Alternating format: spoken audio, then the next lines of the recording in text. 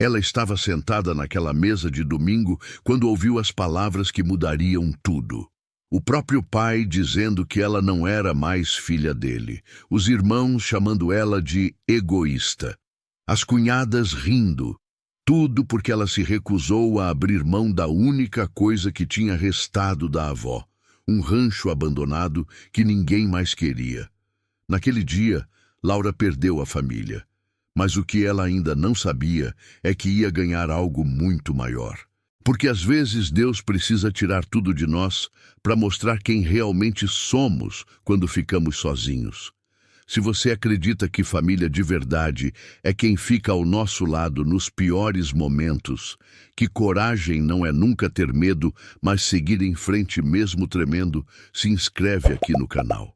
Essa história vai mostrar que às vezes Deus tira tudo de nós para nos ensinar quem realmente somos quando ficamos sozinhos. E que o destino sempre sabe o que faz. No fim do século XIX, em regiões isoladas do Brasil, histórias como essa eram comuns. As fazendas se espalhavam pelo interior como pequenos reinos, onde a palavra de um homem valia mais que qualquer papel assinado. As famílias viviam grudadas umas nas outras, não por amor, mas por necessidade e tradição. Herança era assunto sério, discutido em voz baixa, guardado a 7 chaves até a hora da morte. E quando alguém decidia contrariar os planos que os outros tinham feito para aquela herança, o preço era alto. Mais alto do que Laura poderia imaginar naquela manhã de domingo. Ela tinha 27 anos e morava com o pai e os 2 irmãos na vila de São Sebastião do Vale. A mãe tinha morrido quando Laura era pequena. E desde então a casa vivia cheia de tensão mal disfarçada.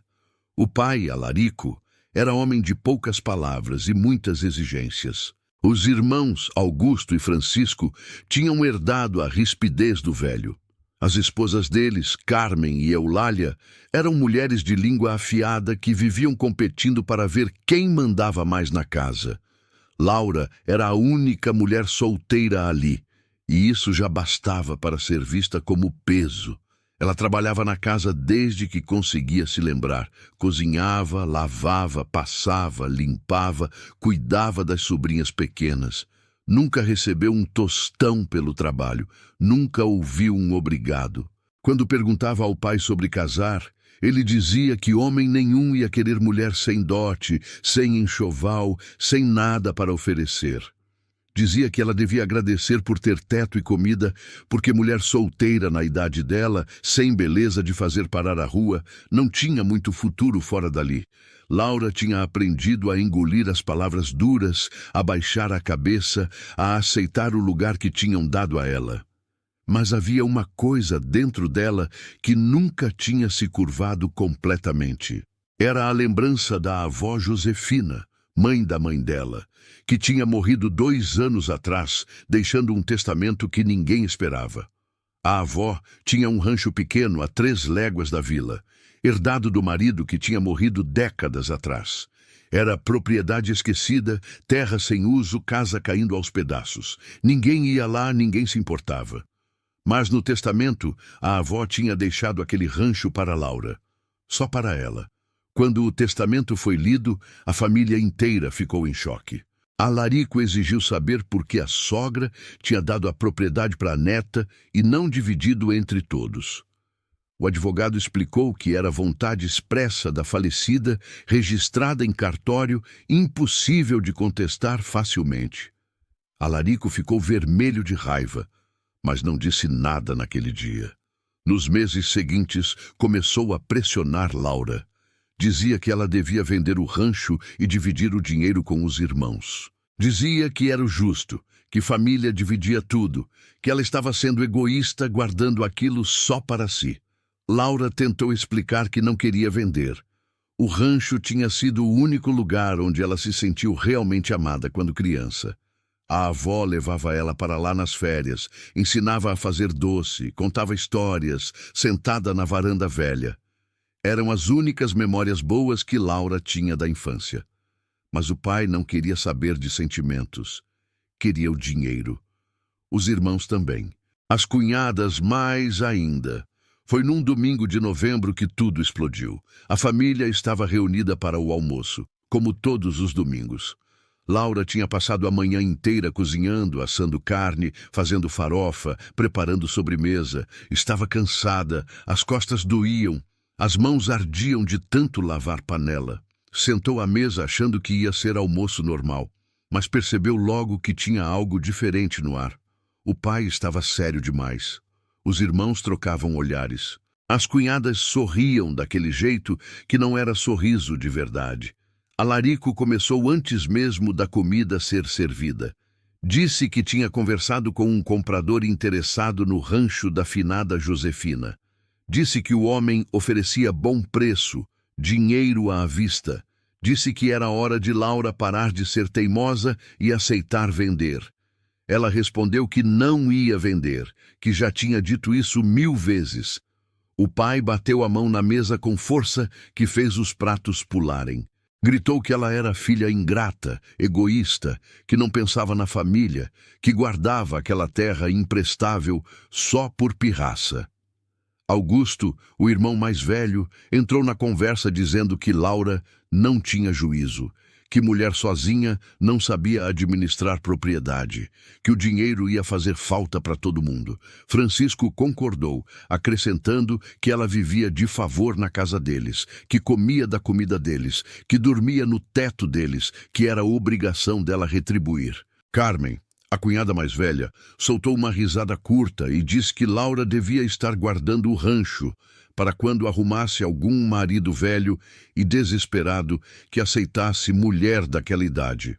Eulália, a outra cunhada, completou dizendo que se fosse ela no lugar de Laura, já tinha vendido tudo e agradecido pela generosidade da família em mantê-la.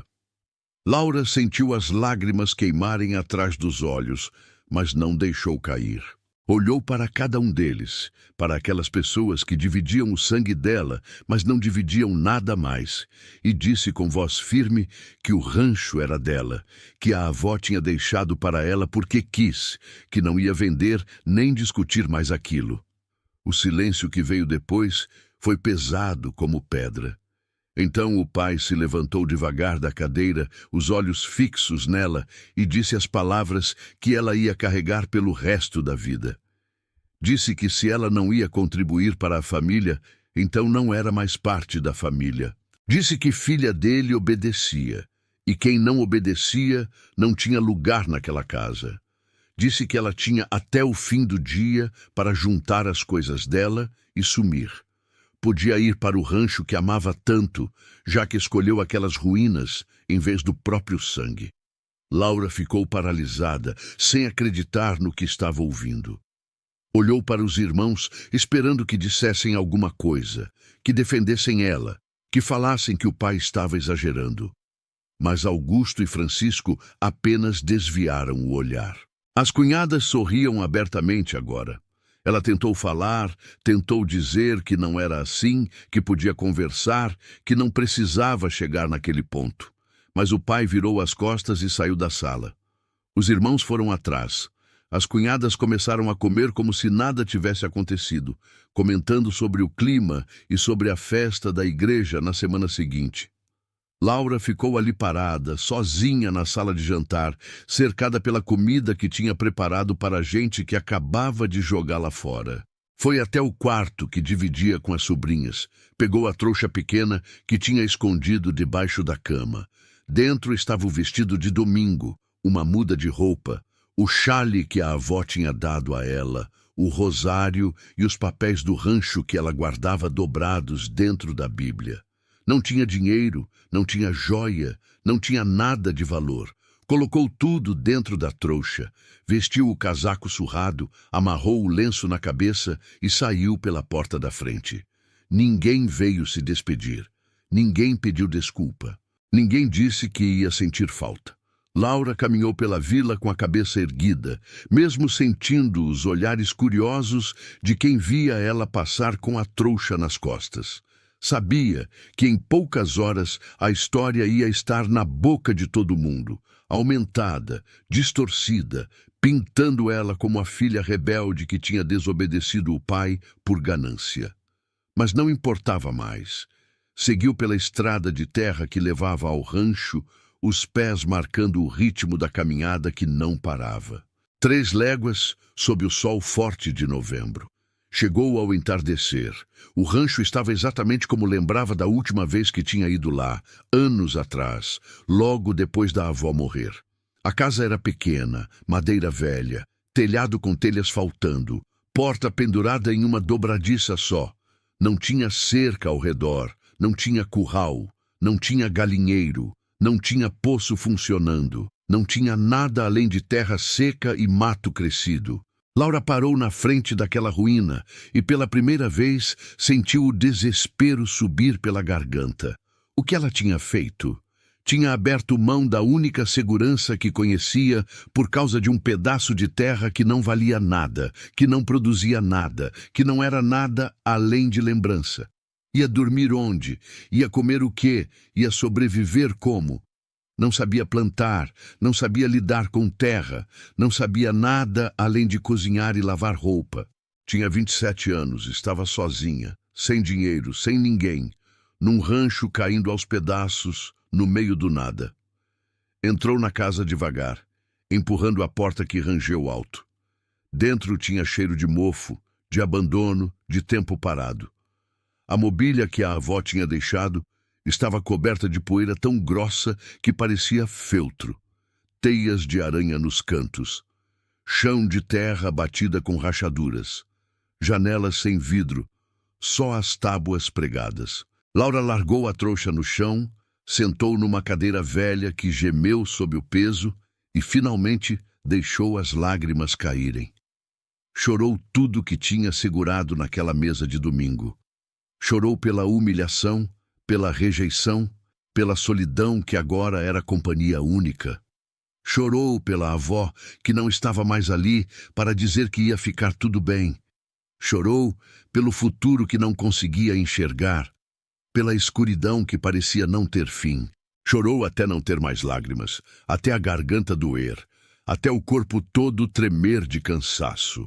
Quando a noite chegou de verdade, Laura acendeu a lamparina velha que encontrou num canto, usando os palitos de fósforo que tinha trazido. A luz fraca mal iluminava o cômodo pequeno. Deitou no chão mesmo, usando a trouxa como travesseiro, o chale da avó como cobertor. Olhou para o teto cheio de buracos, onde dava para ver as estrelas, e pensou que talvez tivesse cometido o maior erro da vida. Mas já não tinha volta.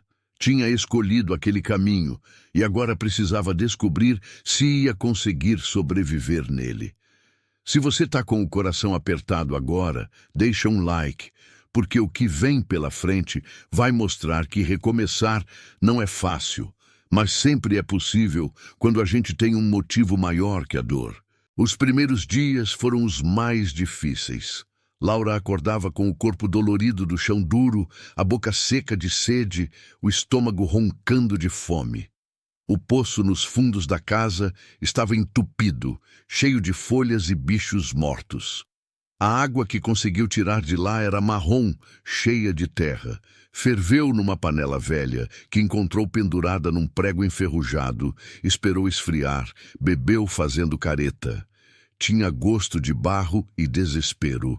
A comida era problema maior ainda. Tinha trazido nada além de um pedaço pequeno de pão que tinha guardado do café da manhã daquele domingo maldito. Comeu devagar, fazendo durar, sabendo que quando acabasse não ia ter mais nada. No segundo dia, o pão tinha mofado por causa da umidade. Jogou fora, ficou olhando para aquilo com vontade de chorar de novo, mas as lágrimas tinham secado junto com a esperança. Foi caminhar ao redor do rancho, tentando entender o tamanho do desafio. A propriedade tinha aproximadamente 10 alqueires, a maior parte coberta de mato alto, capim seco, árvores retorcidas. Tinha um riacho nos fundos, água corrente que era a única coisa boa ali. Mas não tinha plantação, não tinha pasto limpo, não tinha cerca para segurar animal, não tinha galinheiro, não tinha horta, não tinha nada que pudesse gerar comida ou dinheiro. Era terra morta esperando alguém que soubesse ressuscitá-la. Laura não sabia por onde começar. Sentou debaixo de uma árvore grande perto do riacho. Abraçou os joelhos e ficou ali, olhando a água passar. Pensou em voltar para a vila, bater na porta do pai, pedir perdão, aceitar vender o rancho só para ter um lugar onde dormir. Mas a humilhação daquele almoço ainda ardia como ferro em brasa. Não ia se rebaixar. Não ia dar a eles a satisfação de vê-la derrotada. Ia encontrar um jeito, mesmo sem saber qual. Foi quando ouviu a voz. Uma voz feminina, rouca de idade, vinda do outro lado do riacho. Laura levantou assustada e viu uma mulher negra, cabelos completamente brancos presos num coque, vestido simples remendado em vários lugares, pés descalços.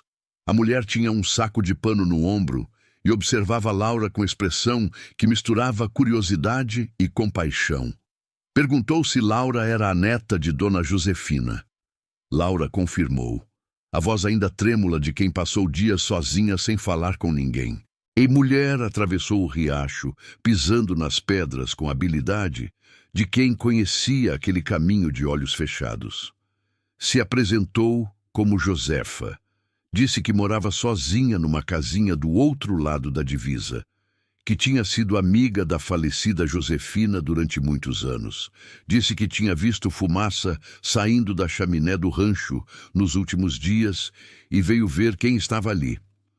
Laura explicou com voz cansada o que tinha acontecido. Não entrou em detalhes, mas Josefa era mulher experiente, que entendia de sofrimento apenas olhando nos olhos de outra pessoa. Josefa balançou a cabeça devagar e disse que conhecia bem aquele tipo de dor. Ela mesma tinha sido escrava na fazenda grande perto da vila até a abolição, 7 anos atrás. Quando foi liberta, a família de escravizados que ela considerava como sua se espalhou pelo Brasil inteiro procurando parentes vendidos décadas atrás. Ela ficou sozinha, sem ter para onde ir. Foi Dona Josefina que ofereceu aquele pedaço de terra na divisa do rancho, onde Josefa construiu um casebre e plantou uma horta pequena. Tinha vivido ali desde então, sozinha, mas livre. Ouvir aquilo fez Laura perceber que não era a única no mundo que tinha sido abandonada por quem deveria proteger. Josefa tinha perdido tudo quando foi liberta, mas tinha reconstruído vida nova com as próprias mãos. Se ela conseguiu, talvez Laura também conseguisse. Josefa percebeu a fome no rosto da moça e disse que tinha trazido comida. Abriu o saco de pano e tirou batatas assadas ainda mornas, mandioca cozida, 2 ovos cozidos e uma caneca de leite de cabra. Laura quis recusar por orgulho, mas o estômago roncou alto demais para fingir. Comeram ali mesmo, sentadas na margem do riacho, em silêncio que não era desconfortável. Quando terminou, Laura agradeceu com voz embargada. Josefa respondeu que não precisava agradecer, que mulher ajudava mulher, que era assim que o mundo deveria funcionar. Disse que ia voltar no dia seguinte para ensinar Laura a limpar o poço direito, a plantar uma horta, a consertar o que dava para consertar na casa. Laura sentiu algo acordar dentro dela. Não era esperança ainda, mas era alguma coisa parecida. Nos dias seguintes, Josefa aparecia todas as manhãs trazendo ferramentas velhas, sementes guardadas, conhecimento acumulado em décadas trabalhando a terra. Ensinou Laura a cavar, a preparar o solo, a plantar couve, alface, tomate, quiabo. Ensinou a consertar o telhado usando folhas de palmeira trançadas. Ensinou a fazer armadilha para pegar peixe no riacho. Ensinou a identificar plantas boas das ruins, a fazer chá para a dor, a economizar cada migalha de comida. Laura absorvia tudo como terra seca absorve chuva. As mãos que só conheciam panela e ferro de passar começaram a criar calos novos. As costas que doíam de lavar roupa agora doíam de cavar terra, mas era dor diferente. Era dor que construía algo, que deixava marca visível no mundo. A cada dia, a horta crescia um pouco mais. A casa ficava um pouco menos arruinada. O poço voltou a dar água limpa. Laura começou a sentir que talvez conseguisse sobreviver ali. Foi numa tarde de dezembro, quando o calor estava insuportável e Laura tinha parado para descansar na sombra da varanda, que aconteceu algo que mudaria tudo. Ela ouviu um barulho vindo do pasto nos fundos, um relinchar alto, nervoso. Levantou curiosa e foi ver o que era. Quando chegou perto do riacho, parou completamente paralisada. Tinha um cavalo ali. Não era cavalo qualquer. Era animal grande, pelagem preta brilhante, mesmo coberta de poeira da estrada, músculos definidos, pescoço arqueado com elegância natural. Mas estava machucado. Tinha cortes nas pernas, sangue seco no lombo, a crina emaranhada cheia de galhos. O cavalo bebeu água do riacho com desespero de quem estava com sede fazia tempo. Então levantou a cabeça e olhou direto para Laura. Os olhos dele tinham algo selvagem, algo assustado, algo que ela reconheceu imediatamente porque via a mesma coisa no espelho toda manhã. Laura ficou parada, sem saber o que fazer. Cavalo daquele porte não aparecia do nada. Devia ter dono, devia ter fugido de alguma fazenda, devia estar sendo procurado.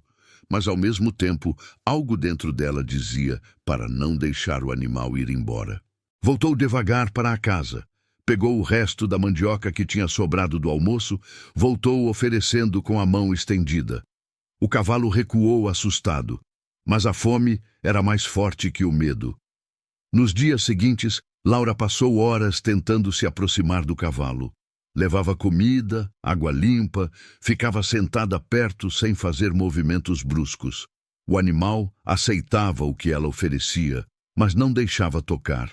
Josefa viu as tentativas e balançou a cabeça dizendo que cavalo daquele tinha sangue caro, que não era animal de carga, que com certeza pertencia a algum coronel rico que devia estar revirando a região inteira procurando. Mas Laura não conseguia pensar em entregar o cavalo de volta. Foi como se o destino tivesse colocado ali uma alma tão machucada quanto a dela, algo que precisava ser curado com paciência e tempo. Começou a conversar baixinho com o animal enquanto trabalhava na horta, contando sobre o dia, sobre os planos que tinha para o rancho, sobre a família que tinha perdido. O cavalo ouvia, as orelhas atentas, e aos poucos foi permitindo que Laura chegasse mais perto. Até que num dia, 2 semanas depois do aparecimento dele, Laura conseguiu tocar o pescoço dele pela primeira vez. O cavalo tremeu, mas não fugiu. Foi naquele exato momento que Laura ouviu outra voz, dessa vez masculina, vinda da estrada. Um homem a cavalo se aproximava do rancho. Era tropeiro, dava para ver pela roupa de couro, pelo chapéu de abas largas, pelos arreios trabalhados na sela. Tinha uns 30 anos, barba por fazer, rosto marcado de sol, mas olhos honestos.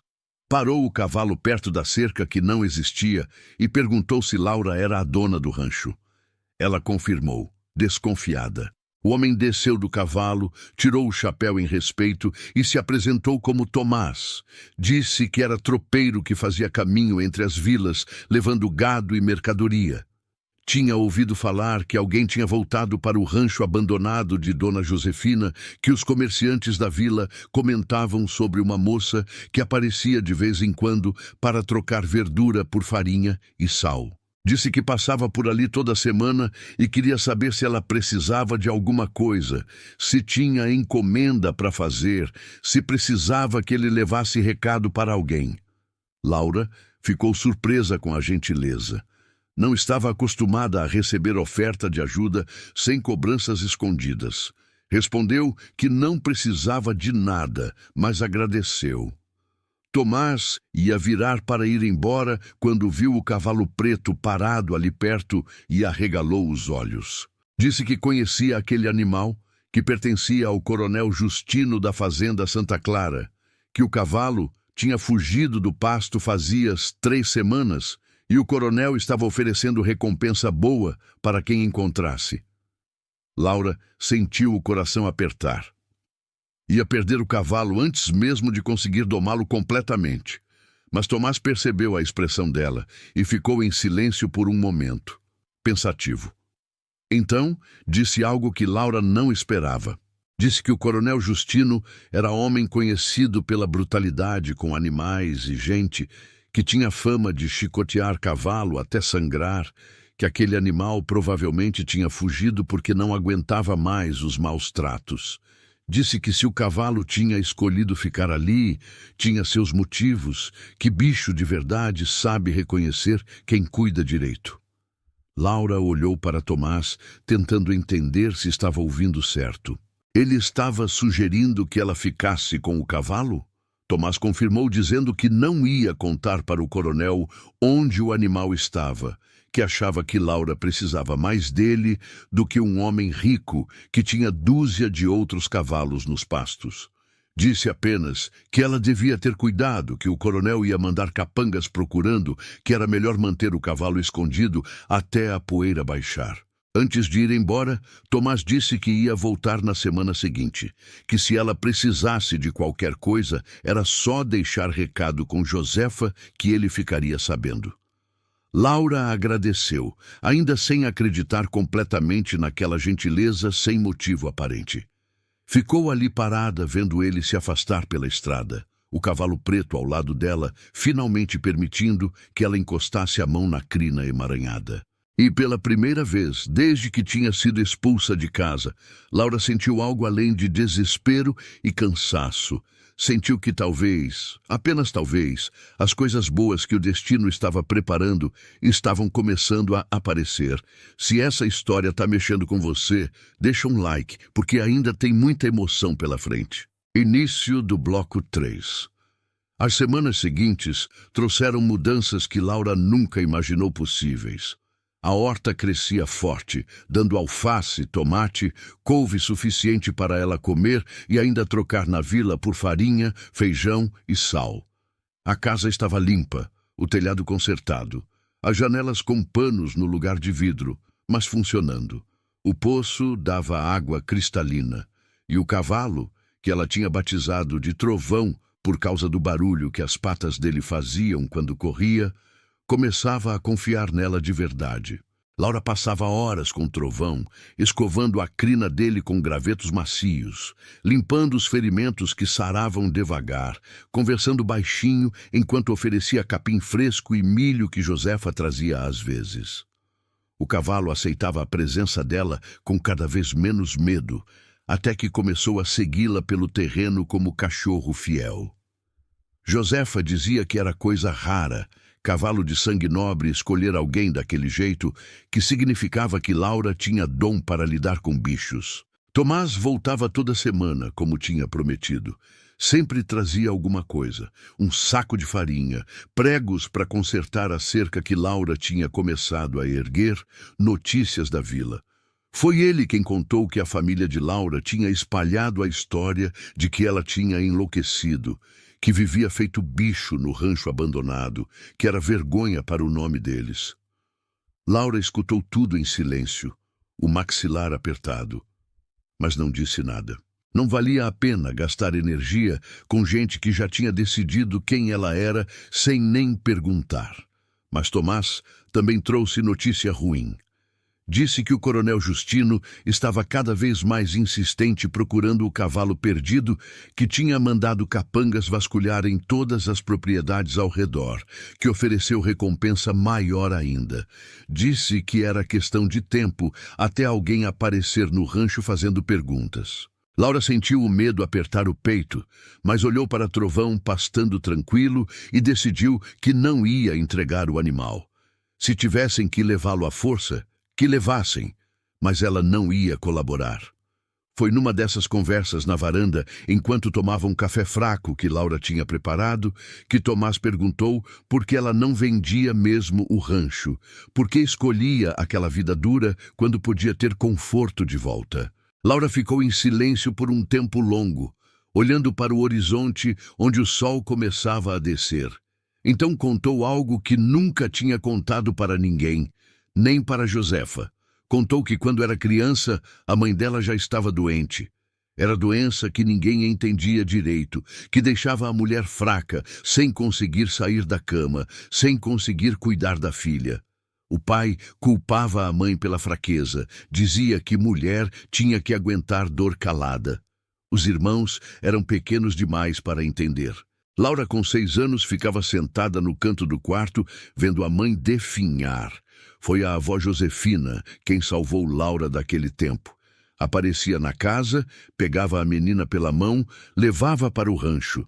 Ali, longe da tristeza da casa do pai, a avó ensinava Laura a fazer bolo, a costurar, a dar nome para as galinhas, a correr livre pelos pastos. Dizia que Laura era menina especial, que tinha força dentro dela, que ninguém mais via, que um dia ia entender por que tinha nascido com um coração tão grande num mundo tão pequeno. Quando a mãe morreu, Laura tinha 8 anos. O pai não deixou ela ir no enterro. Disse que criança não devia ver morte, mas a avó levou Laura escondida para o cemitério depois de todo mundo ir embora. Deixou a menina chorar tudo o que precisava chorar, abraçada no túmulo da mãe. Disse que a mãe tinha deixado um pedido antes de morrer. Tinha pedido para a avó cuidar de Laura, proteger a menina do pai que via ela como fardo. A avó prometeu e cumpriu, até onde pôde. Quando a avó morreu, Laura entendeu por que o rancho tinha sido deixado só para ela. Não era herança de terra, era herança de amor. Era o único lugar no mundo onde alguém tinha olhado para ela e visto valor. Tomás escutou tudo em silêncio, o rosto sério. Quando Laura terminou, ele apenas acenou e disse que agora entendia. Disse que ele também conhecia o sentimento de ser visto como peso, que também tinha aprendido cedo demais que família de sangue nem sempre era família de verdade. Não deu detalhes, mas Laura percebeu na voz dele que havia história dolorosa guardada. E naquele momento, sentados naquela varanda velha, os dois reconheceram um no outro a mesma marca, a marca de quem sobreviveu ao abandono. Os meses foram passando e viraram estação de chuvas. A terra que era seca explodiu em verde. A horta produziu mais do que Laura conseguia consumir.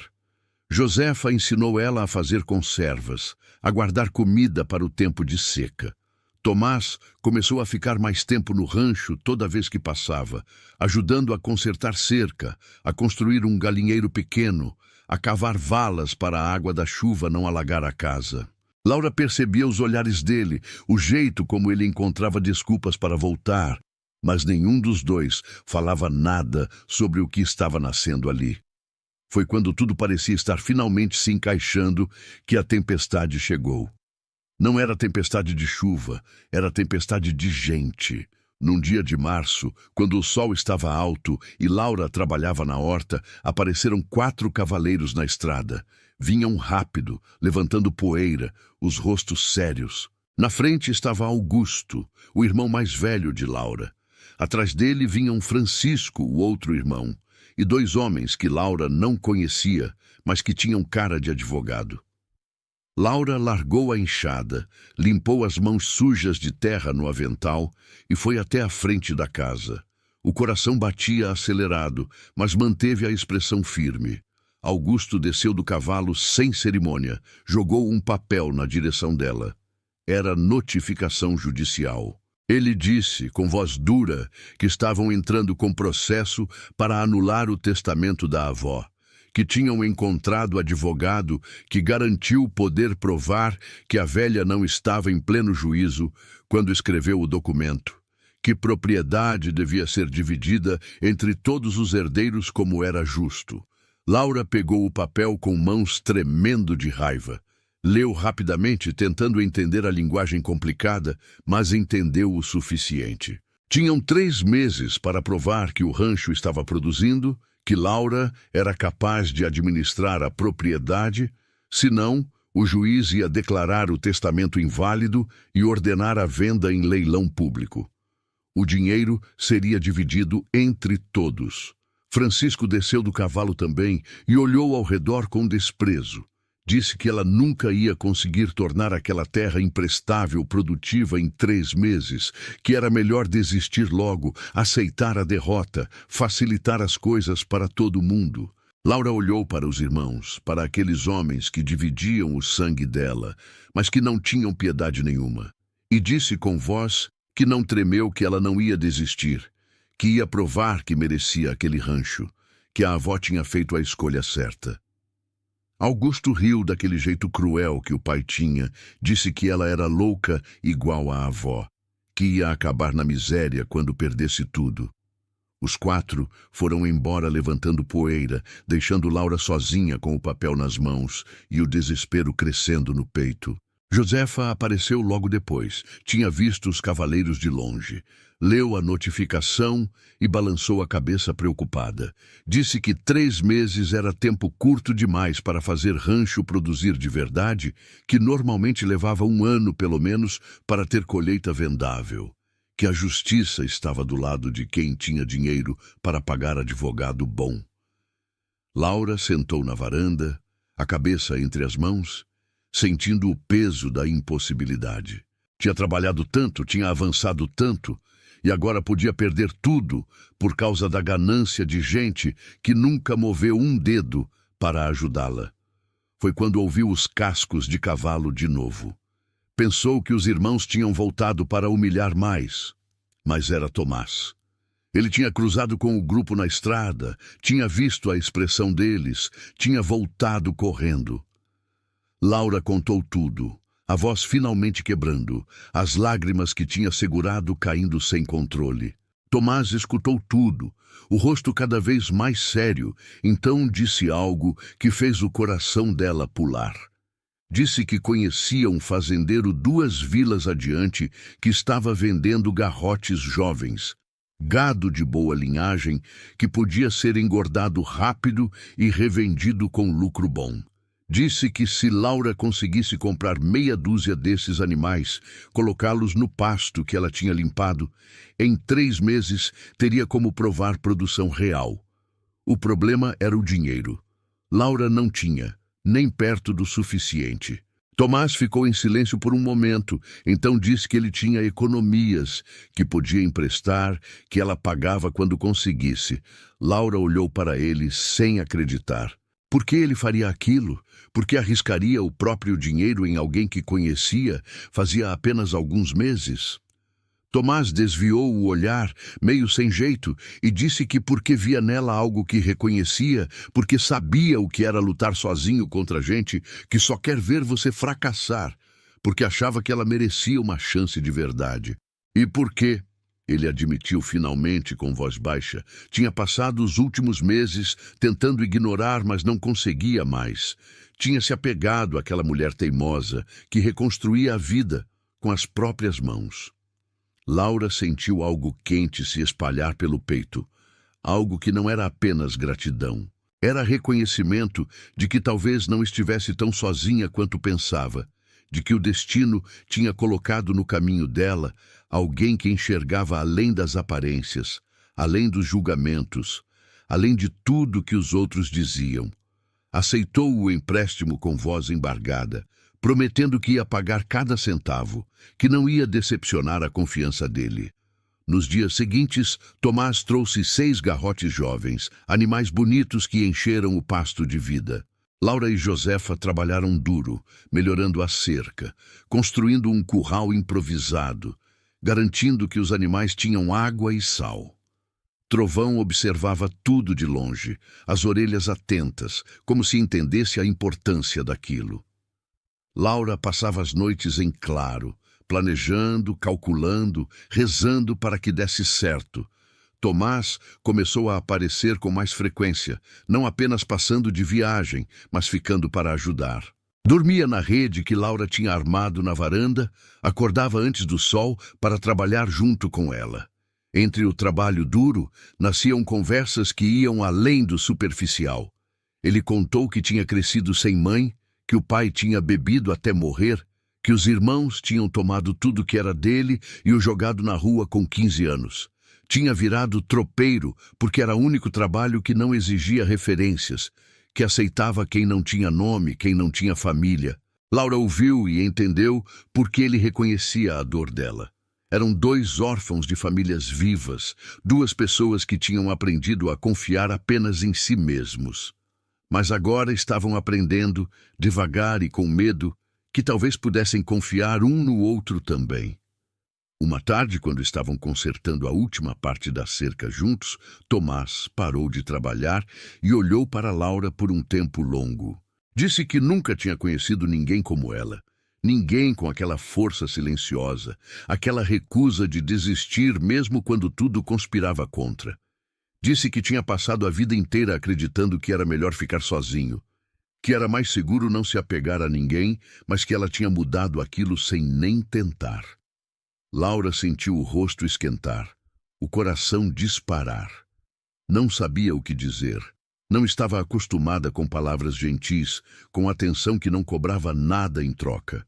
Tomás deu um passo mais perto, hesitante, dando tempo para ela recuar se quisesse. Mas Laura não recuou. Ficou ali, olhando para aquele homem que tinha aparecido na vida dela como presente que ela não sabia que precisava. E quando ele tocou o rosto dela com delicadeza, quando perguntou baixinho se podia ficar não só para ajudar, mas para fazer parte daquela vida que ela estava construindo, Laura disse sim com a voz firme e o coração finalmente aberto. E você já está sentindo que algo especial está nascendo aqui? Deixa um like, porque o destino está prestes a mostrar que nunca abandona quem não desiste. Os 3 meses passaram como vento que não dá tempo de respirar. Laura trabalhou de sol a sol todos os dias, cuidando dos garrotes, mantendo a horta produtiva, provando cada centavo que gastava, cada decisão que tomava. Tomás ficou ao lado dela o tempo todo, não apenas ajudando no trabalho pesado, mas sendo presença constante que segurava ela nos momentos em que o medo ameaçava paralisar tudo. Josefa ia e voltava trazendo conselhos, comida, palavras de encorajamento que valiam mais que ouro. O rancho tinha se transformado. Não era propriedade rica, mas era produtiva. Os garrotes tinham engordado bem no pasto limpo, valiam agora o dobro do que Tomás tinha pagado. A horta produzia verduras que Laura vendia na feira da vila toda semana, sempre voltando com algum dinheiro guardado num pano amarrado na cintura. Tinha galinhas no galinheiro novo, ovos frescos toda manhã. Tinha cerca boa ao redor de toda a propriedade. Tinha casa que não deixava a chuva entrar mais. E tinha Trovão, que agora deixava Laura montar nele, que a seguia como sombra fiel. Mas o dia da audiência chegou inevitável como tempestade anunciada. Era numa manhã de junho, fria e cinzenta, quando Laura teve que ir até a vila para o tribunal. Vestiu o único vestido bom que tinha, o mesmo que usava aos domingos para a missa, quando ainda morava com a família. Tomás foi com ela, montado em seu cavalo, Laura em Trovão. Josefa ficou cuidando do rancho, mas antes de eles partirem, segurou as mãos de Laura e disse que a verdade sempre vencia no final, que era só questão de ter coragem de contá-la. O tribunal funcionava numa sala pequena na casa da Câmara, lugar onde o juiz atendia uma vez por mês para resolver disputas da região.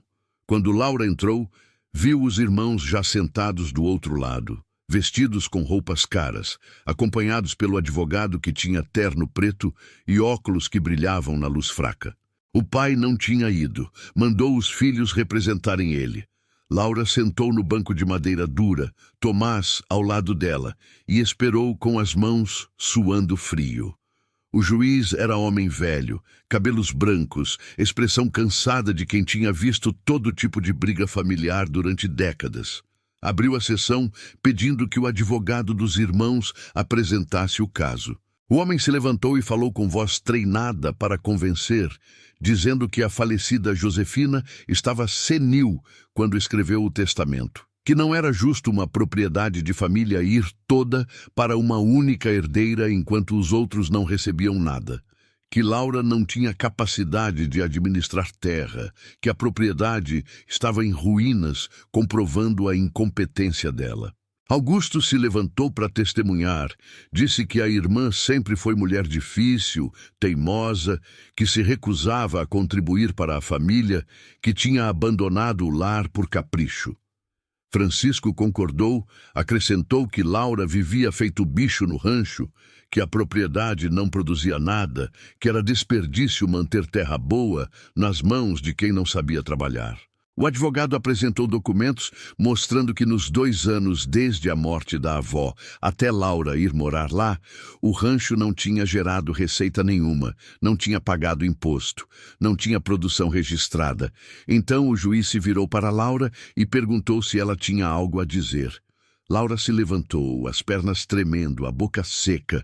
Não tinha advogado, não tinha testemunhas além de Tomás e Josefa que não estavam ali. Tinha apenas a verdade e a esperança de que fosse suficiente. Começou contando sobre a infância, sobre a mãe doente, sobre como a avó tinha sido o único lugar de amor que conheceu. Contou sobre o almoço de domingo, quando foi expulsa de casa por se recusar a vender a herança que tinha recebido com propósito, não por acaso.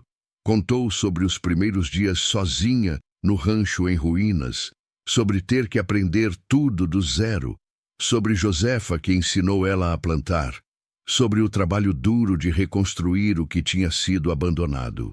Sua voz ficou mais firme conforme falava.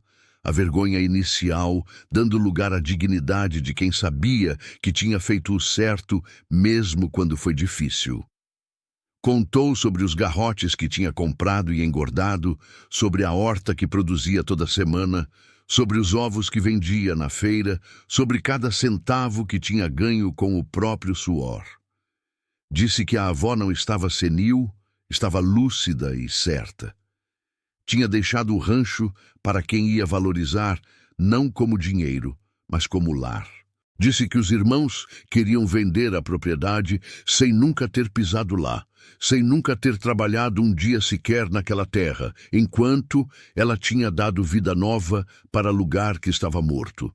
Disse que se produzia pouco, ainda era porque estava sozinha, mas que cada dia produzia mais, cada dia construía algo maior, e que com o tempo ia provar que merecia aquela herança. O advogado dos irmãos se levantou para contestar, mas foi interrompido por barulho na porta. Entraram 3 homens. O primeiro deles, um senhor de uns 60 anos, roupa cara, anel de ouro no dedo, postura de quem estava acostumado a mandar. Era o coronel Justino, dono da fazenda Santa Clara. Laura sentiu o sangue gelar. Ele tinha vindo buscar trovão, tinha descoberto onde o cavalo estava, ia tomar o animal de volta e ainda ia usar aquilo contra ela no tribunal. Mas o coronel não olhou para Laura com raiva. Pediu licença ao juiz para falar, disse que tinha informação relevante para o caso. O juiz, surpreso com a interrupção, mas respeitando o poder do coronel, permitiu. Justino se virou para a sala e contou que tinha estado procurando um cavalo puro sangue que tinha fugido da fazenda dele meses atrás. Animal de valor alto que tinha sido maltratado por um capataz que foi demitido depois. Disse que tinha descoberto recentemente que o cavalo estava no rancho da moça que estava sendo julgada ali. Laura fechou os olhos, esperando a acusação de roubo, a humilhação final. Mas o coronel continuou dizendo que tinha ido até o rancho na semana anterior para recuperar o animal. Mas quando chegou lá e viu o cavalo, viu também algo que mudou a perspectiva dele. Viu que o animal estava cuidado, saudável, confiante, completamente diferente do bicho assustado e machucado que tinha fugido. Viu que a moça tinha tratado o cavalo com paciência e carinho que ele nunca tinha recebido. Que o bicho tinha escolhido ficar lá porque reconhecia quem cuidava de verdade. O coronel disse que tinha ficado observando escondido. Tinha visto Laura trabalhando na terra. Tinha visto a transformação do rancho. Tinha conversado com Josefa e com comerciantes da vila sobre o quanto a moça tinha avançado em poucos meses. Disse que aquilo era prova maior que qualquer papel de que ela tinha capacidade, dedicação e direito de ficar com aquela propriedade. E disse, para surpresa de todos na sala, que estava doando o cavalo oficialmente para Laura, como reconhecimento do trabalho dela, com documento registrado que tinha trazido pronto. O silêncio que tomou a sala foi absoluto. Augusto e Francisco olhavam para o coronel com expressão de choque e raiva. O advogado tentou argumentar que aquilo não provava nada sobre a sanidade da avó quando escreveu o testamento, mas o juiz levantou a mão pedindo silêncio. Disse que tinha ouvido o suficiente, que ia analisar os argumentos e dar o veredito. Ficou em silêncio por um tempo que pareceu eterno, folheando os papéis na frente dele, olhando de Laura para os irmãos e de volta. Então disse com voz firme que testamento não podia ser anulado apenas porque os outros herdeiros não concordavam com a decisão da falecida. Disse que Josefina estava em pleno juízo quando escreveu o documento, que tinha direito de deixar a propriedade para quem quisesse. Disse que Laura tinha provado em poucos meses que era capaz de administrar a terra, que estava produzindo e crescendo mesmo com todos os obstáculos. Disse que o processo estava sendo movido não por justiça, mas por ganância, e que aquilo não tinha lugar no tribunal dele. Declarou o testamento válido, a propriedade oficialmente pertencente a Laura, e encerrou o caso. Bateu o martelo na mesa, o som ecoando na sala pequena como trovão que anuncia o fim da tempestade. Laura ficou paralisada, sem conseguir processar que tinha ganho, que não ia perder o rancho, que finalmente estava segura. Tomás pegou a mão dela e apertou, os olhos brilhando de orgulho e algo mais profundo que ele não precisava nomear. Augusto se levantou furioso. Disse que aquilo era injustiça, que iam apelar, que não iam aceitar. Mas o juiz disse que podiam apelar à vontade, que decisão dele ia se manter porque estava baseada em lei e em bom senso.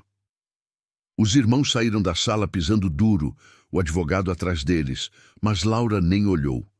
Estava ocupada demais, sentindo o peso que carregava finalmente sair dos ombros. O coronel Justino se aproximou, entregou os papéis do cavalo. Disse que Trovão tinha encontrado dona melhor que ele jamais seria. Disse que se Laura precisasse de qualquer coisa, conselhos sobre criação de cavalos, contatos para vender gado, era só mandar recado que ele ajudava. Disse aquilo e saiu, deixando Laura segurando os documentos com mãos tremendo de emoção acumulada. Do lado de fora do tribunal, sob o sol que tinha finalmente aparecido entre as nuvens, Laura abraçou Tomás com força que surpreendeu os dois. Ele correspondeu, segurando ela como se fosse tesouro que quase perdeu, e disse baixinho no ouvido dela que estava orgulhoso, que ela tinha sido corajosa, que tinha lutado e vencido. Laura afastou um pouco, olhou para aquele homem que tinha aparecido na vida dela como tropeiro de passagem e tinha ficado como companheiro de verdade, e disse que não tinha vencido sozinha, que ele tinha sido parte essencial de tudo. Tomás ficou sério por um momento, então disse algo que tinha guardado fazia semanas esperando o momento certo. Disse que queria ficar não apenas para ajudar, não apenas como amigo ou parceiro de trabalho. Queria ficar como marido, se ela aceitasse. Queria construir vida de verdade ao lado dela. Queria transformar aquele rancho em lar para os dois. Laura sentiu as lágrimas virem, mas eram lágrimas diferentes das que tinha chorado naquela primeira noite sozinha, na casa em ruínas. Eram lágrimas de felicidade, de alívio, de esperança finalmente realizada. Disse sim com a voz embargada e o coração transbordando. Casaram um mês depois. Cerimônia simples na igreja da vila, com Josefa como testemunha e meia dúzia de vizinhos que tinham aprendido a respeitar Laura pelo trabalho dela. O padre abençoou a união. Josefa chorou de alegria e quando saíram da igreja como marido e mulher, encontraram Trovão esperando amarrado no poste, a crina trançada com fitas brancas que Josefa tinha colocado como presente. Os anos seguintes trouxeram mais transformações. O rancho cresceu, não virou fazenda rica, mas virou propriedade respeitada. Laura descobriu que tinha talento real para criar cavalos. Começou a comprar potros jovens, domava com paciência, revendia para fazendeiros que pagavam bem por animais treinados com gentileza. Tomás continuou trabalhando como tropeiro, mas agora tinha para onde voltar. Tinha lar esperando ele no fim de cada viagem. 5 anos depois daquele dia no tribunal, Laura estava na varanda da casa, que agora tinha segundo quarto, telhado novo, janelas de vidro de verdade. O rancho tinha cerca forte, pasto limpo, 10 cavalos no curral, horta grande, galinheiro cheio. Ela segurava nos braços a filha de 2 anos, menina de olhos escuros igual aos dela, que apontava para trovão pastando perto. O cavalo, agora com pelos grisalhos nas têmporas, tinha se tornado avô gentil da pequena Maria, deixando a criança subir no lombo dele com paciência infinita.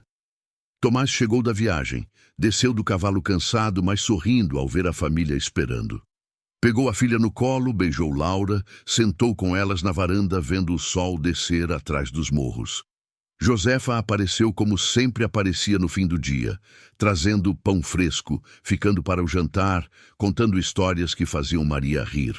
Ali, naquela varanda simples, mas cheia de vida, Laura pensou em tudo que tinha passado, em tudo que tinha perdido, em tudo que tinha ganho. Pensou no almoço de domingo, quando foi expulsa de casa pela própria família. Pensou na primeira noite sozinha, no rancho em ruínas, sem saber se ia sobreviver. Pensou em cada dia de trabalho duro, cada momento de medo, cada vez que quis desistir, mas não desistiu. E pensou em como o destino tinha preparado coisas boas, exatamente como a avó Josefina tinha prometido anos atrás, quando dizia que Laura tinha força que ninguém mais via. Tinha perdido a família que tinha, mas ganhou a família que merecia. Tinha perdido a segurança, mas ganhou liberdade. Tinha perdido o conforto, mas ganhou dignidade. E mais importante que tudo, tinha aprendido que recomeçar não era o fim. Era o começo de descobrir quem ela realmente era, quando ninguém mais definia isso por ela. O rancho não era apenas terra. Era a prova viva de que coragem e trabalho valem mais que sobrenome. De que família de verdade é quem fica quando tudo desmorona. De que o amor que constrói é sempre mais forte que o medo que paralisa. Laura olhou para Tomás segurando Maria, para Josefa sorrindo na cadeira velha, para Trovão pastando tranquilo, para o rancho que tinha sido ruína e agora era lar. E soube, com certeza, que aquecia o peito inteiro, que a avó tinha razão desde o começo. Deus tinha tirado tudo dela para mostrar quem ela realmente era. E o que descobriu foi melhor do que qualquer coisa que tinha antes. Às vezes a vida nos tira tudo para nos mostrar do que somos capazes. Laura perdeu a família que tinha, mas ganhou a família que merecia. Perdeu a segurança, mas ganhou liberdade. Perdeu o conforto, mas ganhou dignidade. Se essa história mexeu com você, se você acredita que recomeço é sempre possível quando temos coragem de enfrentar nossos medos, se inscreve no canal e deixa o like. Aqui no Contos do Interior, a gente conta histórias que nascem do coração do nosso povo, histórias de luta, de superação, de amor que cura. E sempre tem outra história esperando por você. Porque todo mundo merece saber que o destino nunca abandona quem tem coragem de seguir em frente.